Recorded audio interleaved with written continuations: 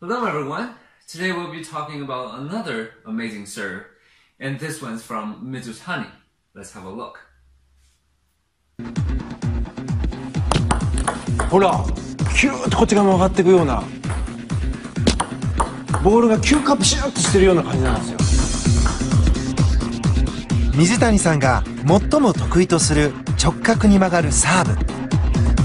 You see, the ball comes seemingly straight towards you, but it curves away once it reaches the end of the table. So what happened? It is not magic. It is physics. It's the motherfucking Eagle Double. In order to analyze the serve, we have to know about the spins on the ball. So there are two categories. The first one is in the vertical direction. So like your top spin and back spin, that it controls the movement of the ball in the vertical direction. And the second one is in the horizontal direction. That's your side spins, left and right side. Then that controls the movement right and left. And now let's break down Mizutani's serve.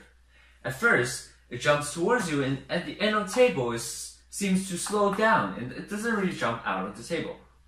So that change in speed in the vertical direction gives you an idea that there's definitely going to be backspin on the ball.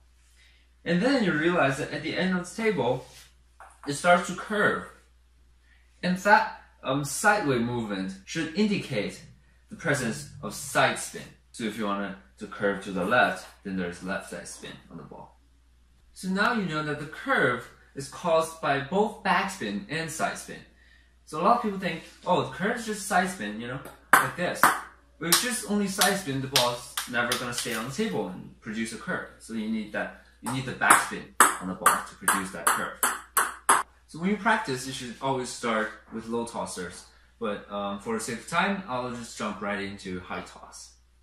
First step is that you have to find a comfortable standing position. And I think you should always leave an angle between the direction your body is facing and this line of the table.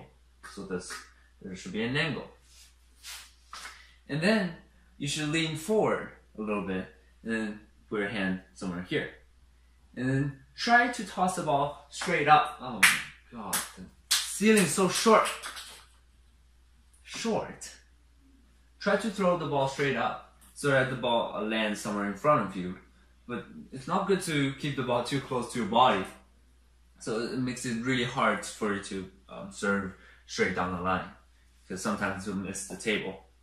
Now a lot of people ask, why do some world-class players have this motion before they actually contact the ball?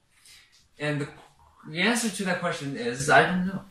I do that too, and I find it really useful. Maybe because when we toss the ball, our bodies tend to lean back and towards your right.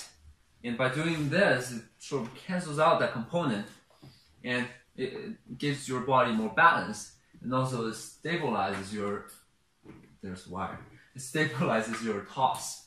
Also, I think it relaxes my arm before I contact the ball, and also gives me a good sense of timing, you know.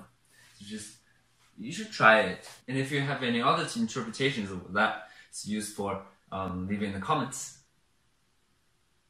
What is this? Your grip. Sorry, did I scare you?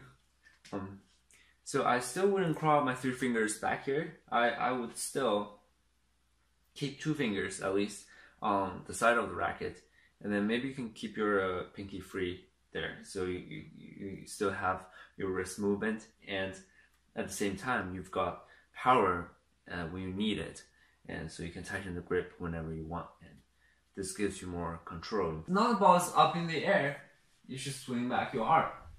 And then remember, now you have to produce that side and backspin. In my last, in my modeling go serve video, I showed you how to do a backspin, so it contacts from the bottom. And in order to add some side spin to that, just tilt the racket this way. And then the motion is very similar. Now there are several ways to add spin on your ball. First, you always have to use your wrist, right? So this part, when you contact the ball. And then you can also use your elbow. So when you stick out your elbow, your hand naturally comes in. So this also helps you to accelerate. All players do this. And we have one more way. Some of you might already know from my goal serve video, you can practice on a bed. So in front of a bed, try to use your wrist and also this elbow motion, and then try to put as much spin as possible on the ball.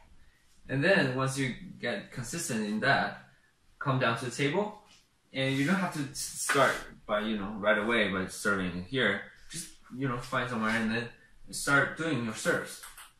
And then now you don't have to worry about the length or if the ball comes back or not. But just try it. Some people think that if they put a lot of force on the ball is going to be really spinny. And it turns out it might not be the case because it really tenses up your arm, like this. And in order to have effective brushing, you have to keep the ball as long as possible on your racket. So you need to have a smooth and natural motion, like this. The second common mistake is that people think, oh, I'm gonna put a lot of spin on the ball, so I'm gonna have this huge stroke, let's do it like this. You see that a lot of world-class players, their stroke is really small and efficient. It's because, well, this part before and this part after is completely useless because you're not contacting the ball. But this part is very important. And a good tip is to tighten your grip. Why do we do that? There's several reasons. First, it helps with brushing. Because in order to tighten the grip, first you have to accelerate. And then at the end, you gotta hold your racket so it stops. And this change in speed helps you to concentrate your power on that one point. So like this. And instead of this long stroke, but it's in constant speed, and you don't really have like a contact point to focus your power, and it's just ineffective compared to this.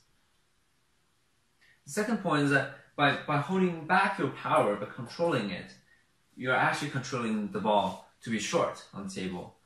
And that's very important to a good serve because, well, if your average serve just comes long, your opponent is going to attack you very easily. And that is not good for you. So remember to do this. And now you ask, how do you keep it short on the table? So there are several techniques for that. First, the most common one is your first bounce on the table. So if your first bounce is close to the net, your serve's probably going to be short. And if your first bounce is close to your edge, the serve is long. And secondly, it depends on your brushing versus hitting ratio. So if your ball is dropping out of the table all the time, then you probably need to brush it more. And if it's not going over the net, it means you're brushing too thinly, and you should probably add a bit more hitting component. And also, if you want to keep the ball short, then you should probably add more backspin on the ball, so to control this vertical movement. And like any other shots, you always have to use your body in favor of your arm and your stroke. So, but sometimes you might not see it in the serves because their waist movement is really small, and most of it is internal. You probably won't see it, but just try it without using your whole body, just only your arm, and you'll find your body is kind of in the way and resisting the motion of your arm, and that's not comfortable. And so you have to use your whole body in order to have more power, and also it helps you to get back into your ready position. So it's good. In order to increase the quality of serves, and this is useful for all serves, I want to talk about timing. So I think you have to wait for the ball to drop around the height of the net, then contact the ball there. So that helps you to lower the arc. Instead of contacting the ball here, the arc is really high. And also, your contact point on your racket should be towards the head of the racket. And that helps you to add more spin. But not necessarily more power though, because well, you get more power contacting around the middle, but you don't really need power in your serve. So, and I think that's all the important points I can think of. And remember to keep in mind those points when you're practicing, because I think practice without a mind there is really useless, because you're only going to master your mistakes. And you can videotape your serves, and then later you can compare it with other players, or you can find your mistakes and correct them. And lastly, I'll finish off by talking about the pros and cons of the serve. So there's heavy side spin on the serve, and it produces really drastic change in the direction of the ball. So it usually gives your opponent difficulty to find the precise position for the ball. And also they might mistaken some short serves as long serves, because they think, oh, the ball's coming long, but it's actually curving away on the table.